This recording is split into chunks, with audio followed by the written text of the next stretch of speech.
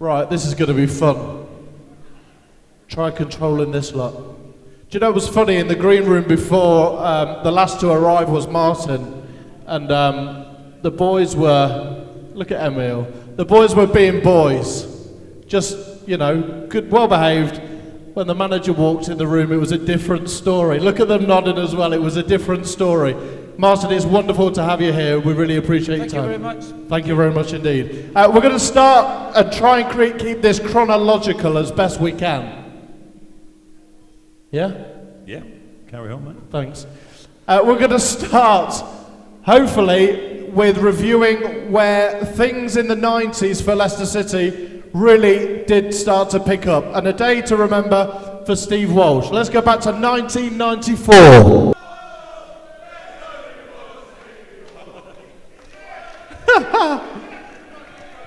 Love you all. Right. Walshy, I know you've spoke about it an awful lot. Let's start with how nice it is to be with this group of people and then reflect on 1994, where it all started, really. Yeah, it certainly is. It's great to be back and seeing Martin and all the lads. You know, there's a team here. I know there's only 5 or 6 of us, but I think we'd contend on Saturday if we wanted to play against the first team. I'm sure maybe Neil Lennon would need Martin. I think the rest of us would certainly win games. And but I've had some special times, special memories with Martin and with all of these lads. Incredible roller coaster ride. And I guess I was a little bit difficult to handle in some ways, Martin, and I know you'll admit that. But my memories of you, I didn't know whether you liked me, first of all, until you wrote my foreword in my book, and I thought, do you know what? You were absolutely fantastic. And when I think back how you worked and how you operated, I got it in the end, and I understood how very, very good you were. You're a genius in a way of, just the way that your man managed his players. He was incredible, and I must admit, I would fight tooth and nail to win games because of how you instilled the mentality, I would say, into us all. There was the way that you handled each and every player in that team that was remarkable for me, and I understood in the end. That's enough, Walshy. Yeah, it's enough. But it's funny, I got to say that, but Emile's just said to me, which was the Swindon final? And I said it was the 93 Heskey. And he said, well, I was ball boy for that game. So I'm showing my age now. I'm the oldest out of the group. I was captain of the football club, and I love being captain of this football club and what we achieved. When in that 90s, when you think I played in seven Wembley finals, was it 6 I played? I should have played in 7, but I missed one through a stupid red card against Chelsea, and I missed the 2000 cup final. So I was good at getting sent off. I got plenty of red cards, as you all know, but that was a costly one, and it hurt me. That did very bad because that could have been another medal. I didn't get a medal, and I played a big part in that season, I thought. Well, quite a big part. Martin, a word on Steve Walsh. He said he wasn't sure whether you liked him. Well, Walsh is difficult to like at the best of times, so... Well, first of all, I just want to say something here. It's very, very, very difficult for me tonight to come here and have a little bit of fun with players that I actually really loved and who did brilliantly for me. So where's Ian Marshall when you need him, Wow. Marshall.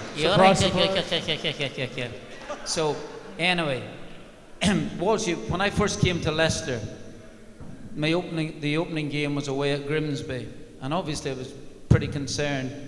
And on the Friday, so we'd just done the training on Friday. Walsh had been excellent in the training. That was on, and then the players got showered, and then there was a knock on the door, and it was Stevie, and he said, Gaffer, he said, I don't think I'm fit to play tomorrow. And I was stunned because he'd just come off the training ground. He was perfectly all right. He said, I'm in bits. And I said, well, what's wrong with you?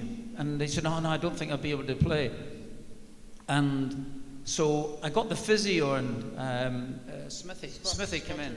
Smudger came in as physio, and I said, Walsh is not, he's in bits, he said, after the training, is there something we did there? And he just said, no, Walshy does this all the time. And it was just a sort of precautionary thing. And then Walsh, for the next 5 years, goes out every single Friday. He's in, I'm in bits and I'm bits, and then goes out and he's fantastic in the games and on Saturday. So it was like sort of a self-defense mechanism, and just in case he didn't play so well. That was all. But Walsh, it's very difficult to criticise him. He was fantastic at the football club. Do you know what, Martin?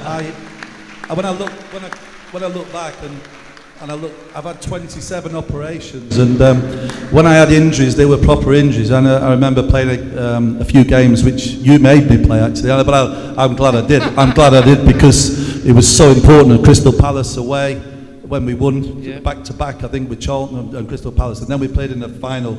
And I broke my hand against Crystal Palace earlier in that fateful game at Palace. But we got them again, and a lot of you'll know that I played with a broken hand, and I still to this day, it's shattered in 4 places. If I showed you my knees now, I'm sure you'd scream. No, I'm not disputing that, Steve. You would have played with those injuries, and you definitely did. Every single player here played with injuries, and you had loads of them. There's no question about it. All I'm saying, in a joking fashion, it was just one of those things that you used to come in and say, I'm in bits and I'm bits. And I, obviously, early on, I got really worried about it, because you were our main player, really important for us. And I thought to myself, if I'm depending on Frank Rolling to do it, then I'm going to be in massive trouble, So, and do you remember what? What? No, I was just saying he's weak as piss. Yeah, who? Hey, it's good job you sat there, Mr. Claridge. Claridge will get his chance in a minute, So, but that's all. That was all. So no, as I said to you, I remember, Martin. It was listen. I'm not kind of meaning anything at all, because, like I say, I wanted to play through anything for you and the team. And you did do it. And we did. Yeah. And you did. So Walshy, well done with playing with 2 hands. Is what we're saying. Martin, Walsh, he wants me to mention a game against Crystal Palace where he was absolutely outstanding. It was the Saturday after we had won at Charlton Athletic on the Tuesday, and Walshy won the game single-handedly. There's no question about it. And if we had not got the 3 points at that time, we could have been. We might not have made promotion. That's the point. Steve Walsh, everybody. 1994, the Steve Walsh final. Undoubtedly. Martin, only because we may not get a chance to come back to it later on, you've talked about early times, your early days of managing the club, and I'm desperate to talk about it because I've heard stories. The letters you received when you were in the early days, things weren't going particularly well for the club, and some may have suggested that your appointment should come to an earlier end than it did. Is it true you kept those letters? Is it true you called some of the people back and politely offered your view when things were going well? Yes, I did. I did keep the letters, and I sent, and I phoned them up afterwards, and I said to my wife, "Why did you write that letter?" And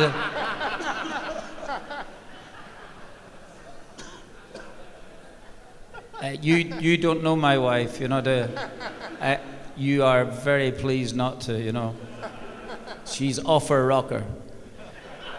Absolutely off.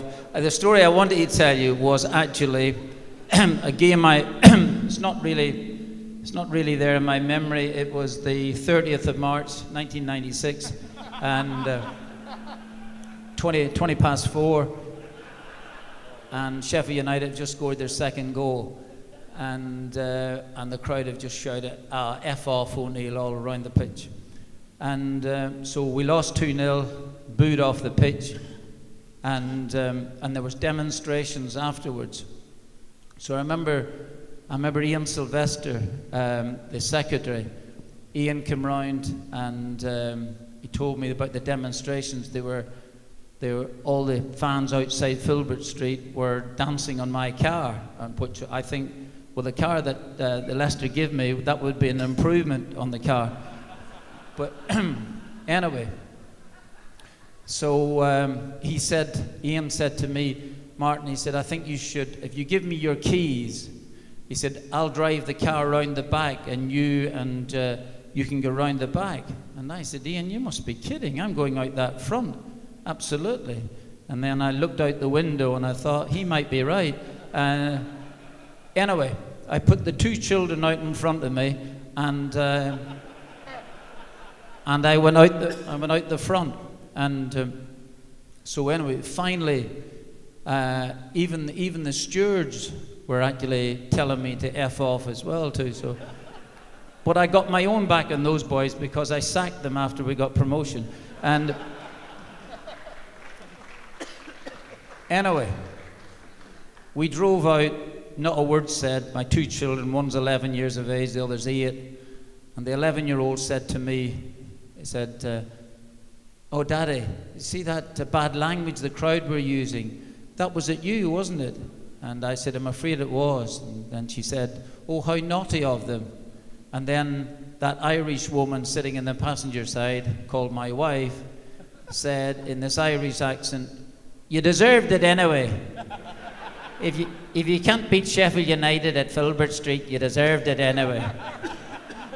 And I said, you might get your wish. I said, I could be sacked on Monday morning. You deserve that as well, she said. So she's really... Ladies and gentlemen, 1996. As with 94, I was there in 96, and there's only one place to start, of course, Mr. Claridge.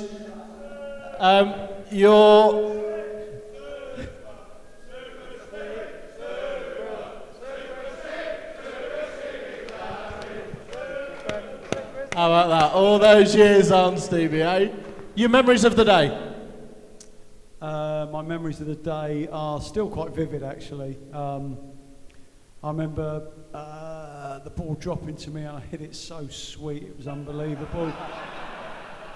And then, do you know what? I think what I remember mostly was coming out the stadium about 2.5 hours after the game, and that shout of Super Stevie Claridge going around Wembley was just.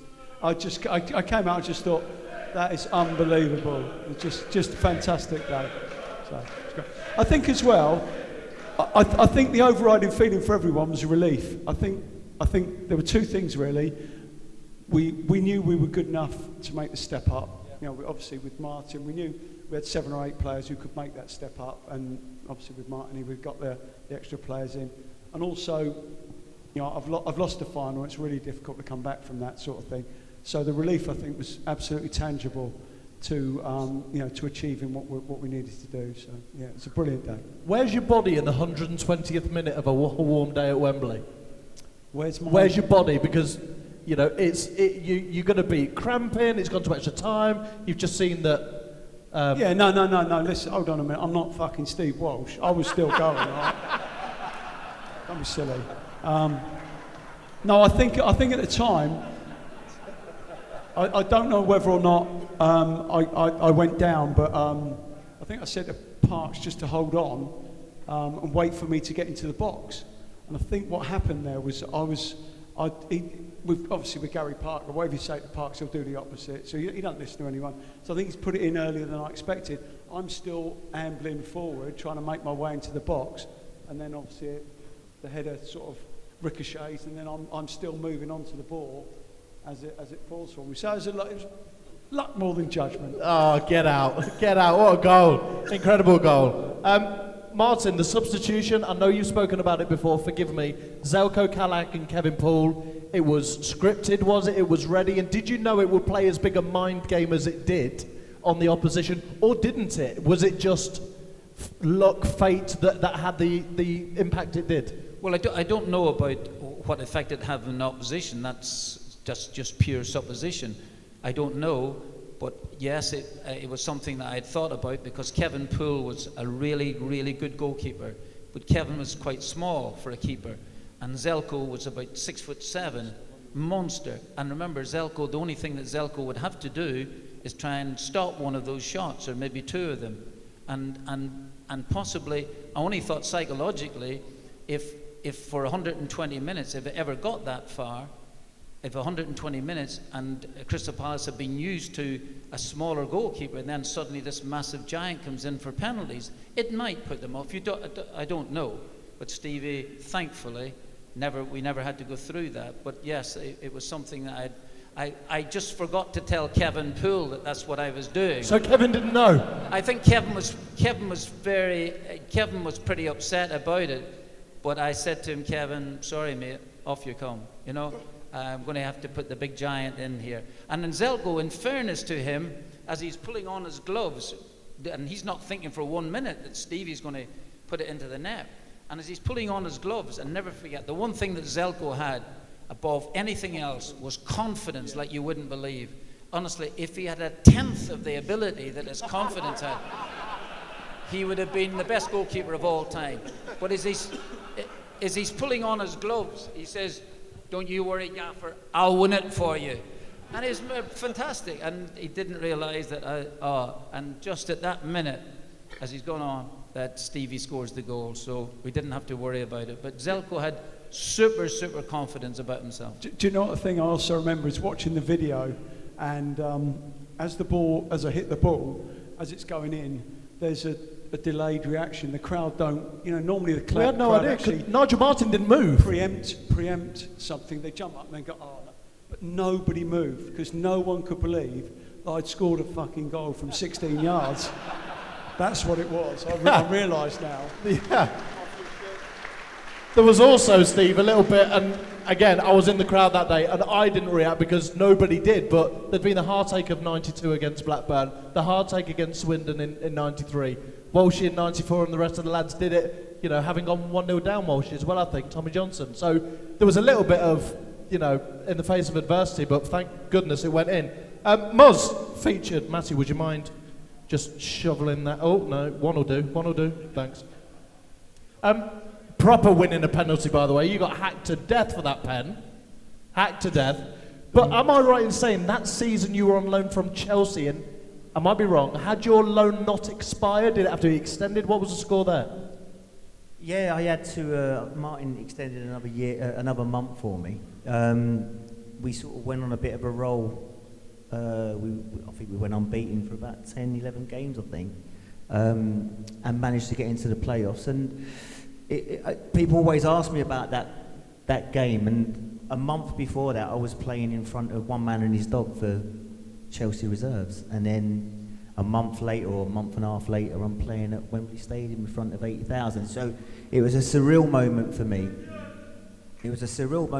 And like I say, relief when Claridge scored more than anything, because I don't think we even knew he was going to take a penalty, but maybe my name might have come up to take one, and I was knackered. A few of us were knackered, and thank God he did step up and score that great goal for us. And you may not remember, so forgive me.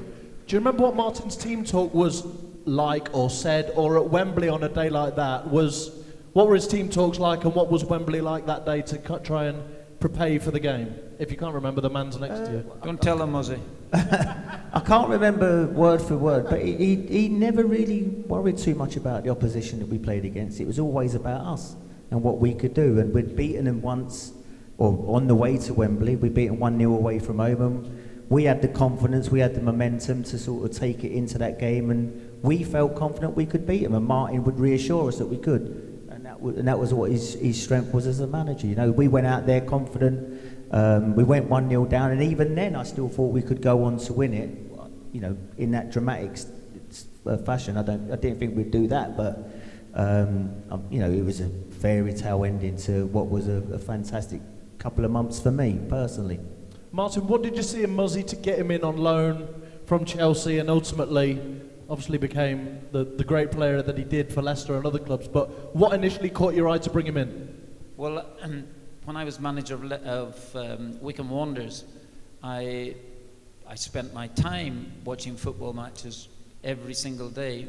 Obviously, we trained as a non-league team. We trained twice a week, which would be Tuesday and a Thursday, and then the game on the Saturday. But that left me open on Mondays and Wednesdays to watch football. And every second Monday night, Chelsea reserves would be playing down at a place called Kingstonia. So I saw Muzzy play loads of times, and he was brilliant. But he was very young, and he was going to struggle to get into that Chelsea side at that time, managed by Glenn Hoddle. And that was all. Eventually he would have got through in the time, but it suited everybody for us to get him out on loan. And Chelsea wanted him to see if he could play some first-team football at obviously at championship level. And for me, it was a no-brainer. What happened was that when he started to do well, for us, then to extend the time for him to play in these, then because the season was over, then we had to pay some money to Chelsea, and then eventually we paid what was a really lousy fee of £650,000 for a player who was just fantastic. Lovely story. And a wonderful day at Wembley. By the way, just because Claridge was giving me some shit in the green room, and he was, and we were talking about legendary goals, right? And it's pretty tough because he's two people away. Don't start on me, Claridge. Fuck's sake. Right. Shout just the name of the opposition of a legendary, I'm using the word, Claridge, before you start, Muzzy Izzet goal. The name of the opposition. Thank you. Thank you. It's about the people. It's a legendary goal. He wouldn't have it. Martin, he wouldn't have the Muzzy's reverse bicycle kick away at Grimsby's a legendary goal. You wouldn't. You were giving me... I scored one like that for Crystal Palace Reserve. No one fucking says about that. Steve Claridge, everybody. Go on. No, I scored a goal like that for Crystal Palace Reserves, and no one keeps fucking on about that. So I don't understand. It was Grimsby. Anyone can score a bicycle kick against Grimsby. Show us. That is my fucking hero as well. Right, we're going to move on, thank goodness, to 1997. 1997, everybody.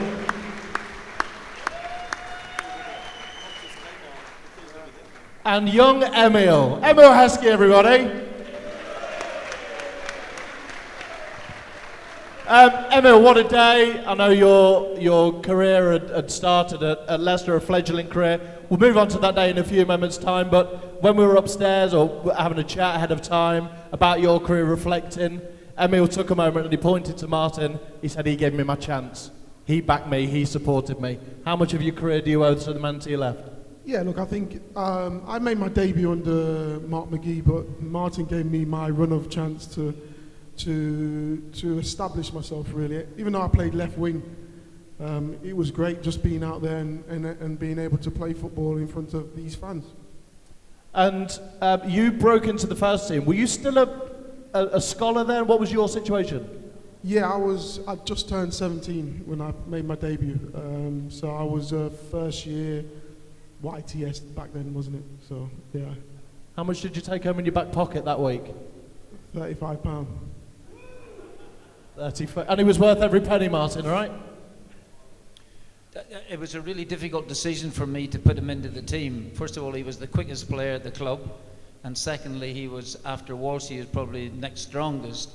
And at 17, he was proper, and it was an absolute no-brainer to play him. Emile's very kind to say that I, give him the, his chance to play. I think personally speaking, it was the other way around. Emile scored some big goals for me to keep me in a job. He scored 2 at Molyneux, the victory against Mark McGee's team, which was my first victory. If Emile had not, absolutely. And I could say this about everyone. If Walsh doesn't have that, as I said to you, you talk about fine margins, and I mean this really. I had got to tell you here at this football, I had the time of my life here. I loved the football club, but the first couple of months were unbelievably difficult. And Walsh doesn't come up with it. Emile doesn't score those 2 goals. I'm not sitting here. I'm not sitting here. And I don't sign him and him at the time to help me get promotion. I'm not sitting here today. All right? Steve, what was a young Emile like to play alongside? Claridge, what was a young Emile like to play onside? By the way, giving Muzzy some stick for that Grimsby goal. You did your best to be between you and Heskey to miss the Borough goal at Wembley, didn't you? Oh, he stole that off me. Absolutely. He knew I was going to score and he stole that off me. What was he like as a young striker? Yeah, I think what I'd say about Emile was that he was never a boy. He was just born a man.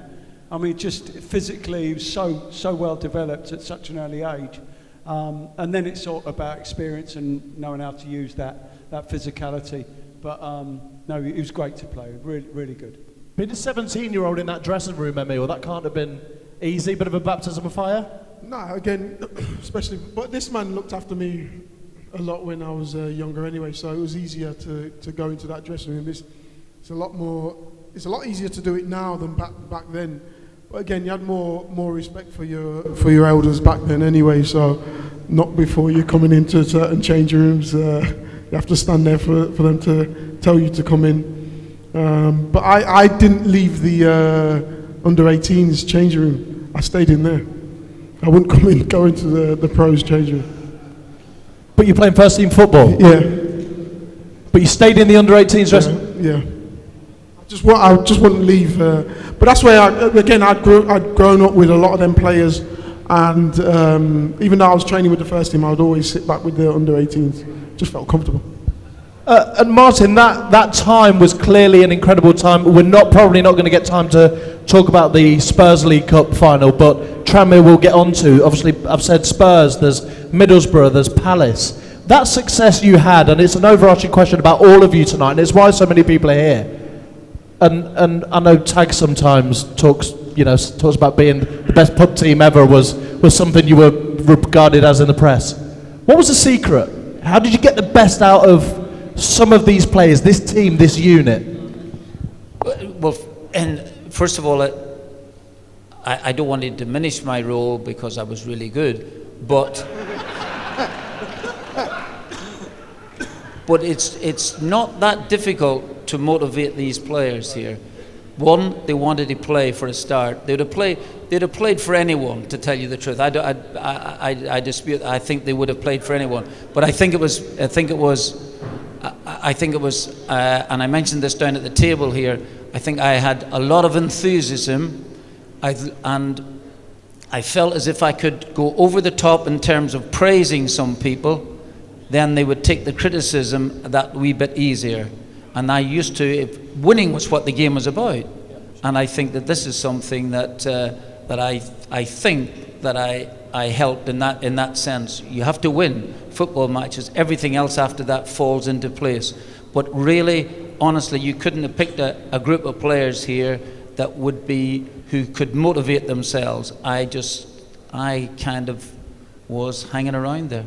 Can I just from a player's perspective, okay? A player's perspective of Martin, very quickly. There's two or three things that you need to do as a manager, okay? You need to buy the right characters. Martin seemed to always buy the right characters. You need to then have a defined role for those players, that you don't ask them to do something they're not capable of. Martin never did that, and you have to be tactically sound. Martin was tactically sound. If you tick those three boxes, and probably Martin didn't come out every day training, but he was always there when it mattered. He seemed to have that canny knack of understanding when a player needed him and when he didn't need him. And those three attributes that, as a manager, you have, done enough make it easy. I think I remember one game in the 2.5 years I was here where I walked off thinking that wasn't us. And I think we got beat by Leeds 3-0 away. And I thought, that's just not us. And that was about the only time in 2.5 years. And that was the sort of calibre of player that Martin brought. And we'll move on to recruitment now at this perfect time. We'll talk about the man to your right, Gerry Taggart, and Matt Elliott, who I think you brought in '97 as well, from Oxford, for a lot of money at the time, Martin, to spend on a player from Oxford, a Scott. Scott from A measly 1.6 million. Why did you decide to invest so much in Matt? And how was the signing? Was it easy to draw him away from Oxford to Leicester? Well, the very first time I ever saw, I hope Matty doesn't mind me telling this story. Not at all, no. What? Not at all, no. I was manager of Wycombe Wanderers at the time. We just got into the Football League, and we were playing Doncaster on the Saturday, and amazingly Doncaster were playing midweek. It was midweek against Scunthorpe, so it gave me a chance to go up and watch the game. And there were loads and loads of Premier League scouts at the game, and I often thought to myself, I wonder who they're watching. And actually it was the big centre half of Scunthorpe, and that was Matty, and Matty was absolutely crap that night. He was absolutely crap. He couldn't do a thing right. And I remember coming back and thinking, oh Jesus, I'm honest, imagine looking at that player. That's true. And then the Oxford managers, Dennis Smith, bought him 2 days later, I think, for 160,000, 175,000. I thought, wow, he's off his rocker.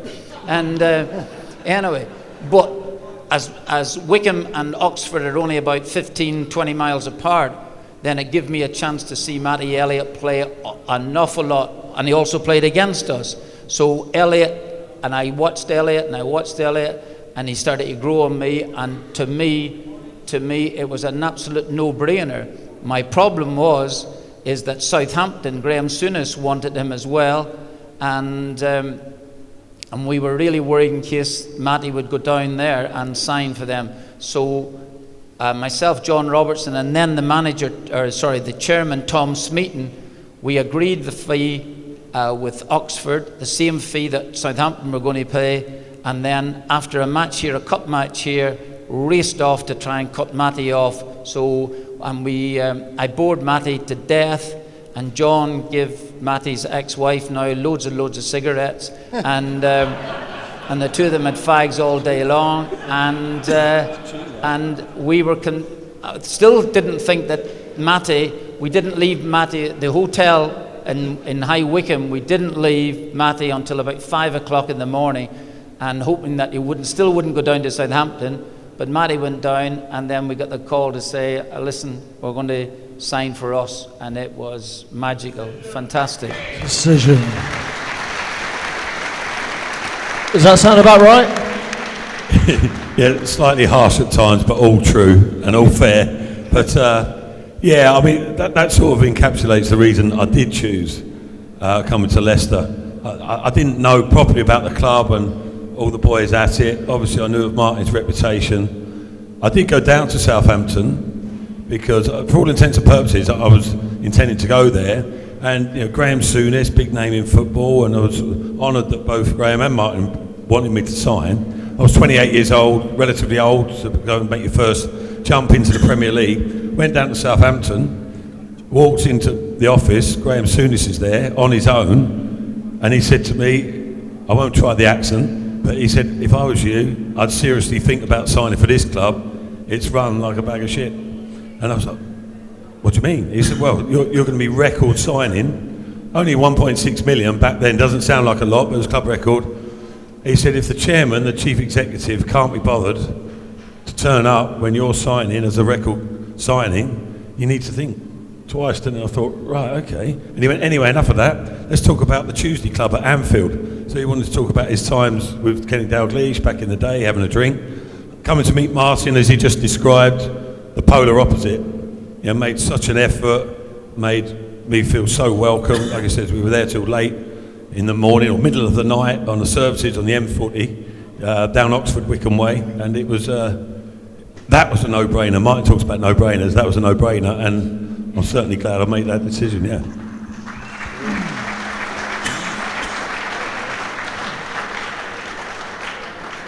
And a solid and sound decision it was. When you arrived, and you played, as Martin said, he'd seen you at Scunthorpe and Oxford.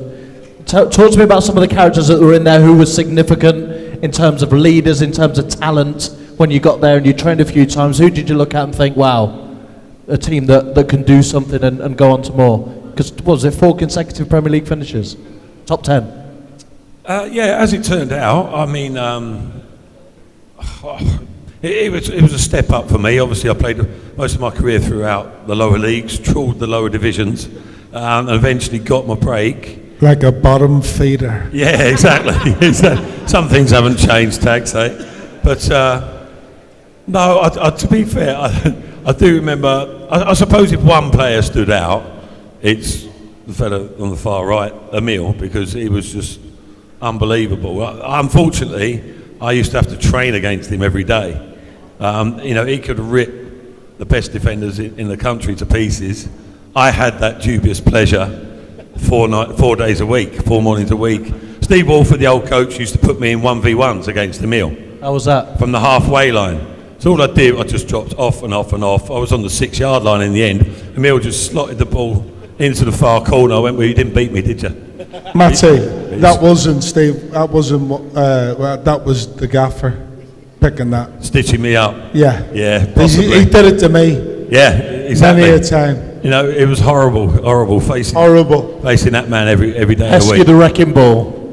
Yeah, but also I was I was intrigued as to how it was going to be at training. Step up in class, Muzzy. I got to see down the line what a player Muzzy was. That Emile hit you instantly. But my first day training was just standard, and I thought, okay, all right, it's not a totally different world, this Premier League football. But Leicester were quite rough and ready a little bit. But then on a Friday, I thought it's going to be ultra tactical. Steve Walford, who was a great fella, great coach as well. On a Friday morning, we came in and we used to do a bit of a warm-up, and then we played 10 minutes one touch, 10 minutes two touch, 10 minutes all in, young v old, for about half hour, literally. It was minimal on a Friday, wasn't it? And under Martin's supervision, and then I thought, right, okay, when's the tactics coming in? We did that to warm up 15 minutes, played half-hour game, lads are walking off to go in the shower. I thought, this can't be it. We've got a big game against Wimbledon coming up. And Steve Walford says, hang on, boys, hang on. Back you come. Bit of tactical work. So he says, oh, okay. I thought, this is it. This is where it comes on to another level. And he went, we're playing Wimbledon, bear in mind. And Steve Walford walks over to the far touchline and he says, right, paces it out. He went, big white fella, Vinnie Jones, takes a throw in, throws it as far as he can. He went, and he walks over to the near post and he said, big black fella, Marcus Gale, flicks it on. Win the fucking header, you win the fucking game. Now go and get showered. That was it. End of. And it was like everyone walked off. That was it. We won pretty much every header at the near post. Claridge scored, I think you scored the winner, didn't you? 1-0 against Wimbledon. And he won about 10 grand on the horses as well that day. I remember being in the bath with you. Lost it as well, but he made. But that was it. Simple but effective. That's how we operated. Does that sound about right, Martin? It was a little bit more intricate than that. Yeah. It's hard to disavow Steve or Matty of that. There, it's true, but there is. I don't think that we spent an awful lot of time practicing corner kicks and free kicks. We told players to go. For instance, I think first of all you want to go and head the ball. You want to try and score a goal, or you want to try and defend it. And I had players here, sitting here now at this minute, who could do both, who could score goals at one end and could defend. And I think this is really important because you can practice, and I think I'm not one not to, because of the Republic of Ireland when I was manager there, and particularly you're playing against sides who are infinitely better than you, then set pieces become really important. But the point is this here, that I had managed teams before who were very good on a Friday, very, very good on a Friday, not so clever on the day that I needed them, which was the Saturday, and that was not in dispute here, that the lads here would go and head the ball. Look what I have here to my right-hand side at the end of the day, and Matty and even Stevie coming back. I knew they could do the job. It's just a matter of being told this is where you are.